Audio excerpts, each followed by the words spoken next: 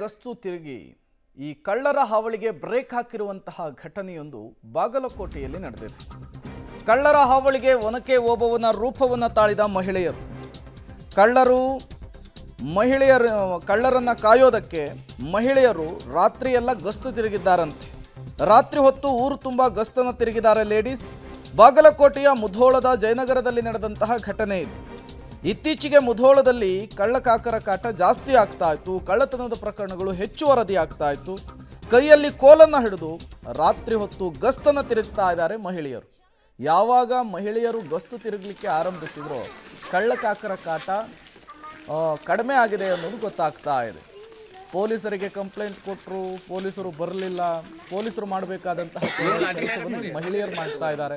ಮಹಿಳೆಯರ ಕಾರ್ಯಕ್ಕೆ, ಅವರ ಧೈರ್ಯಕ್ಕೆ ಈಗ ವ್ಯಾಪಕ ಮೆಚ್ಚುಗೆ ಕೂಡ ವ್ಯಕ್ತವಾಗ್ತಿದೆ.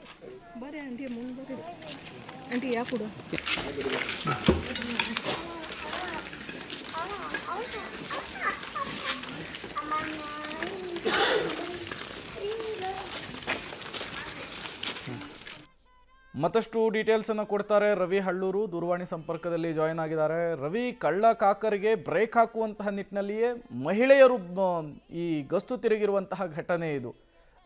ಹೇಗೆ ಇವರಿಗೆ ಈ ಐಡಿಯಾ ಬಂದಿದ್ದು, ಜೊತೆಗೆ ಪೊಲೀಸರು ಯಾಕೆ ಈ ಕೆಲಸವನ್ನು ಮಾಡಲಿಲ್ಲ ಅಂತ ಹೇಳಿ? ಪ್ರೇಮ್, ಬಾಗಲಕೋಟೆ ಜಿಲ್ಲೆಯಲ್ಲಿ ಈಗಾಗಲೇ ಕಳ್ಳಕಾಕರ ಹಾವಳಿ ಹೆಚ್ಚಾಗಿರುವಂತದ್ದು. ಅದರಲ್ಲೂ ಕೂಡ ಜಿಲ್ಲೆಯಲ್ಲಿ ಸುಮಾರು 10ಕ್ಕೂ ಹೆಚ್ಚು ಕಳ್ಳತನದ ಪ್ರಕರಣಗಳು ದಾಖಲಾಗಿರುವಂತದ್ದು.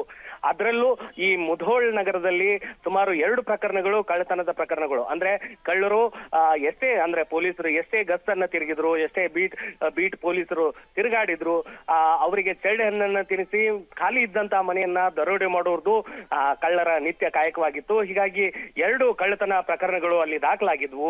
ಅದರಲ್ಲೂ ಮುಧೋಳ್ ಜಯನಗರದ ಬಡಾವಣೆಯಲ್ಲಿ ಶಂಕಿತ ಅನುಮಾನಾಸ್ಪದ ವ್ಯಕ್ತಿಗಳು ಅಂದ್ರೆ ಶಂಕಿತ ಕಳ್ಳರನ್ನ ಈಗಾಗಲೇ ಈ ಮಹಿಳೆಯರು ಗುರುತಿಸಿ ಅವರನ್ನ ಥಳಿಸಿ ಪೊಲೀಸ್ ಠಾಣೆಗೆ ಒಪ್ಪಿಸಿರುವಂತಹ ಘಟನೆ ಕೂಡ ನಡೆದಿರುವಂತದ್ದು.